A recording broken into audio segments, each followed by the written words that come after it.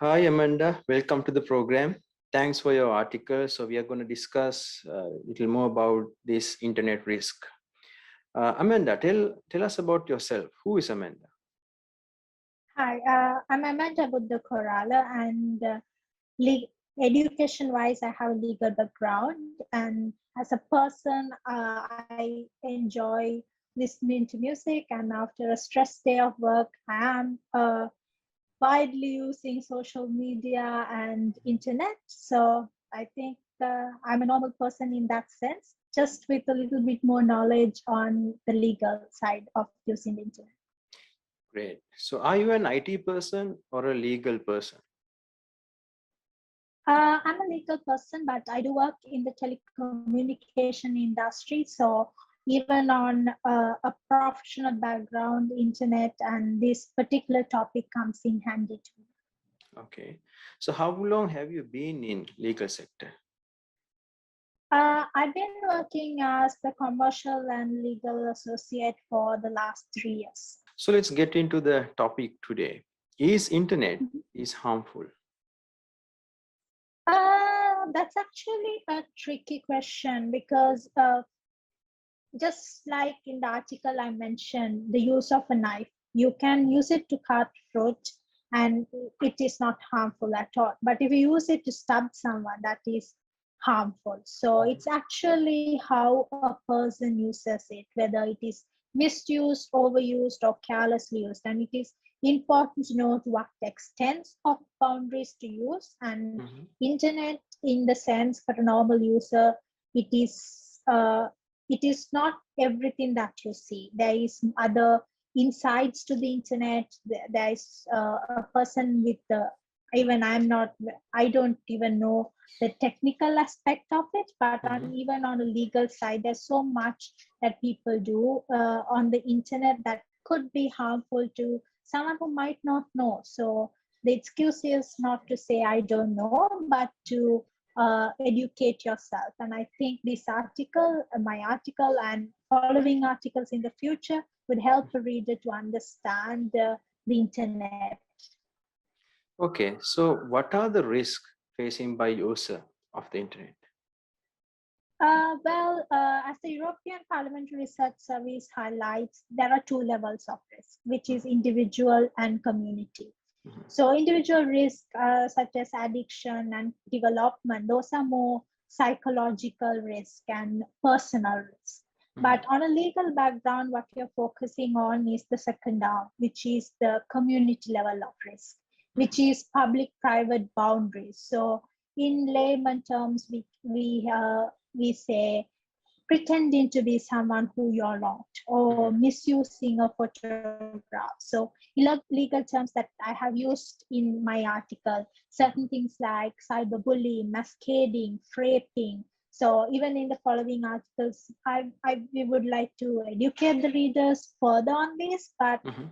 basically the community level risk is the social relationships and the private public boundaries. So who are you on the internet? Are you true to yourself? And how do you know whether this person is true, or what is this message all about? And when you say internet, it's important to know it's not just social media. Mhm. Even by clicking on a Google Chrome, even on one email, even a text message. Today in this cyber world, all these can become threats. So it's important to understand what message is actually not what it says, what it Mhm. might not appear. And in the digital age, the easiest way to say, we all know robbery, we Mhm. all know identity theft. These are things that happen even on the cyberspace. So it can be termed differently when it comes to legal. It has can have beautiful things, but actually it is the traditional street crimes that Mhm. happen on the cyber platform. So there are different risks, and we have covered the cyberbullying aspect of it in my article. Okay. So, who are the people facing greatest risks in when it come to cyberbullying and other things you mentioned? Well, with the pandemic, even the UNICEF stated that children are of high risk. So, as I just mentioned, sometimes with children, parents might say, okay, they're not on risk because they're not using any social media. But as I said, even Google Chrome, even just a search browser can be a threat. You can have a top-up message. It can be coming form of an ad. It can come form as a cookie, which a child can click on. So the UNICEF has said with the pandemic, because there has been unprecedented use, because children, it is understandable. They were stuck at home for Mhm. education, to meet with friends, to talk, everything was on an online platform. But generally, that risk factor of saying, okay, children are greater risk came with the pandemic. But Mhm. generally, as I would like to recall article from Mary Dahl and Christina, which Mhm. they said that actually it is young adults, and they said that you can't conclusively say, okay, it is male or female, but it is definitely young adults. So I Mhm. say that in a way we can say that the most people who use that these platforms mostly are young adults, so they're more prone to this risk. Okay. And how about the laws? Let's discuss about Sri Lanka. What are the laws in Sri Lanka to prevent these risks? Well, there are Sri Lankan legal background is very good in this area. We cannot say that it is lacking. There might be some areas for further development that is needed, but it is the laws are in place. Maybe people not all people are aware of it, but it's there. And also, we can be very proud that we are the first South Asian country to currently pass protection on personal data. And we also have the Cybercrime Act, and then we do have the CERT, the Sri Lankan Computer Emergency Readiness Team, and also Cybercrime Unit of the Sri Lankan Police, where these crimes, if you think that anyone is using your messages, using your photograph, pretending to be you, or if anyone is threatening you, saying, okay, if you don't do this, if you don't transfer this amount of money, I will expose these photos of you. This if anyone is these are the units that you can report your crime to. And I have mentioned more and more legislation on my article, and also I'm looking forward to discuss further on these laws and what each law dictates, and how what Mhm. does that actually say to the people in the future. Yes. And how these laws can affect for professionals as well as for individuals. As I said, for individuals, it is mostly on how can I be protected? Okay, I'm going through this. Who can I go to? Mhm. Do I have a protection from this? Because a small, even a school child might get scared. Okay, I did something wrong. My parents don't know that I'm using Facebook, and my photo, someone is threatening me to use my face. What do I do? So they should be able to go to an adult and not be scared, because there's some way to protect you. There are units that would help you. It's not just that they can do whatever they want on the internet. So that is important in legal sense. On a Mhm. professional level, it is a more wider topic, because even if it comes to banks, even if it comes to companies, even me coming from a global organization, so I work for international organization, we are more in light of these topics, because on the European Union, on global wide we use this. So something that on a professional level that we generally sign is known as a data protection agreement. So most of the companies or most of the professionals will have to start formulating these types of agreements, and also they need to be very careful on how to process and how to collect personal data. So when we talk about what is personal data, that is another vast topic where we have to discuss, okay, does just the name, just the phone number. Generally what Mhm. we say is, if one specific data can go back to and say, okay, this is this person, that is considered as personal data. So just my phone number on the screen might not be personal data, but it is personal data because if someone calls on that number, they can contact me, they can know who me I am. So that can amount to personal data. So what is personal data can vary from situation to situation. So actually, when we discuss risk and this aspect of cyber protections on the professional, it is another topic because it is very vast. And I believe that most professionals, most banks, they're very careful on how to protect and how to make sure that these data that they collect from their customers is not misused. Okay, then how about these laws, the effect of these laws for the companies and businesses? Is it a positive impact Uh, or a negative impact? it is definitely positive because no one, because even for a company, it is a reputation as well.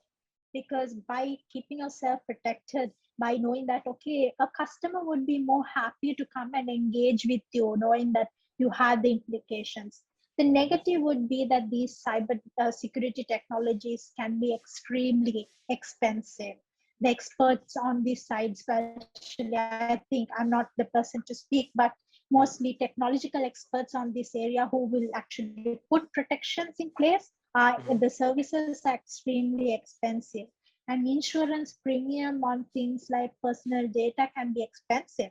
And also, in case there is a data breach, it could become reputational damage. So there are risks, but these laws are definitely beneficial. Cybercrime, cyberbullying is harmful on the people. It can be a little bit difficult and a little bit expensive for the companies to adopt this, but it is going to come with good, a lot of positive because the laws are in place. Actually, in Sri Lanka, it's even it is very clearly dictated because these are new laws. It's not old laws. So it is very clear for the companies to understand. Therefore, they can enforce these laws. They can have draft their agreements accordingly. So it is definitely a positive effect on companies and businesses. yes. And one of the steps that we have given to our readers how to protect from this risk is to read the article. So then they can get to know in detail what are the laws are there and what are the risks. But apart from that, some simple steps that we can take to prevent ourselves of exposing to these kind of risks. Well, I think on a more, even if this is not legal, but a more of on a general view is to make sure that you use unique passwords. I Mhm, think this is something that a lot of people say, but even I rarely do because it's very easy to forget. Even I am a culprit on this. So it's important to change your password soon. And also on a legal mindset, you need to, because we have a habit of saying yes to terms and conditions. We have a habit of just clicking it because it's way easier. With the smartphone, we will just have our thumbprint on it and we say accept. But we don't read these terms and conditions. So we don't know how much of our data we are exposing to these different apps on so many games that even kids might use. We don't know what are the data they put in. Sometimes the kids might ask, Amma, Tata, can I purchase this game? Can you give me your credit card? And you don't know what this kid is saying yes to. So these are things that you need to be very careful because even if the law is there, it's best to law is there. Yes, it causes deterrence among criminals. Yes, they get scared. Okay, laws are here, so here they causes punishment as well if they are caught. These are two aspects of law, but we use it, punishment and deterrence. But it is mhm, also important to be careful so that you don't end up being a victim of it. So you need to be the laws actually are for me, I believe, even if I'm a legal person, I believe laws are for the companies and businesses in these areas. But mhm. for individuals, it's mostly to understand the risk, understand how these things happen. So mostly other than going into legislation, I think that is what I have focused on my paper to say what are these crimes rather Mhm. than to say, okay, this is the law on this crime.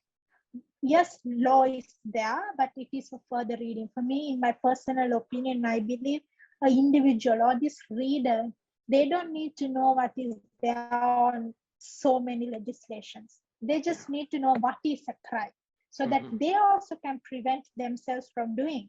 Even a small trickery or small fun-loving young boy might make some joke to a girl, but it could be a crime, but he might even not know. So in my article, why I focus more on what are the different cyberbullying, what are the different uh, types of cyberbullying was Mhm. because of this fact. Because legislation, law, I believe, in my opinion, comes secondary. What kind of advice you can give to the audience? What you can leave for them until you meet again from next article? Yes, of course. I want to say, you know, even for kids, even I've heard it. Okay, don't use it, don't do it. You have risk. That is not, in my personal opinion, that is not the answer. We can't. This is this generation. We have to go with the flow. Otherwise, we are too late. We need to know what are the new in the new industries coming. What are the new apps coming? We need to be in line with these technologies. It is important. So even for a child, I don't think okay, say no is the answer, but to educate them on the risk. It can be a layman term, even to say, okay, Puta, you can use it, but this is how you should use it. I think that is the most important thing.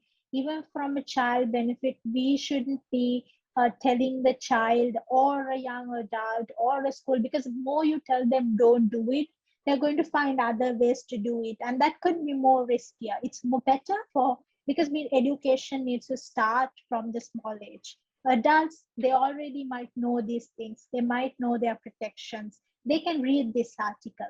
But I think a reader who reads this article needs to dictate it to the younger generation who might not get access to my article or to our magazine. You need to dictate this, pass the message along, educate people, and we will continue to educate people on different aspects through the magazine. I'm sure there are wonderful authors along with me on the magazine giving ideas. So I think on a general view, I believe that we need to press the message of being okay. It's not saying okay, no to this, don't use this, but to educate people on how to use it safely. Thank you very much, Amanda, for your time and joining for the program.